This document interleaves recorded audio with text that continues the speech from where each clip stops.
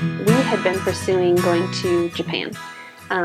It was an unreached people group, and it was a burden heavy on Jake's heart. And for some reason, I was just having hesitations about it. In January of last year, we went up to meet Meg and Dave and spend a week with them.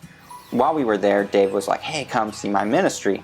Got to see how he was training these pastors, and I just saw that ministry, and I was like, I love this ministry in Honduras. We came back.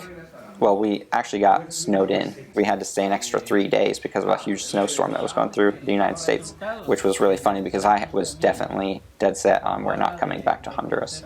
And then we got to talk about some different ministry aspects in those 3 days. And I could tell I was like, maybe, but probably not.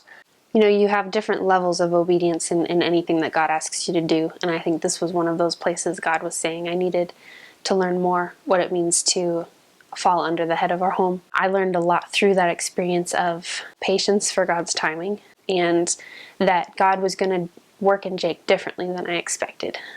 I work construction, so there was one day specifically that I had to be in a dump truck and just drive for about 10 hours. And so I left a lot of time to just pray. And as I continued to pray, Honduras just kind of kept coming back up and back up and back up. So we started like knocking, and the first knock opened like 3 doors. So I was like, oh, okay. So we just started traveling down that road to Honduras, and so far all the doors just keep flying open. If you would like to contact Jake or Mary Bogard, we invite you to visit their Facebook page, Cultivating God's Grounds, or send an email to bogards@biblebasics.org.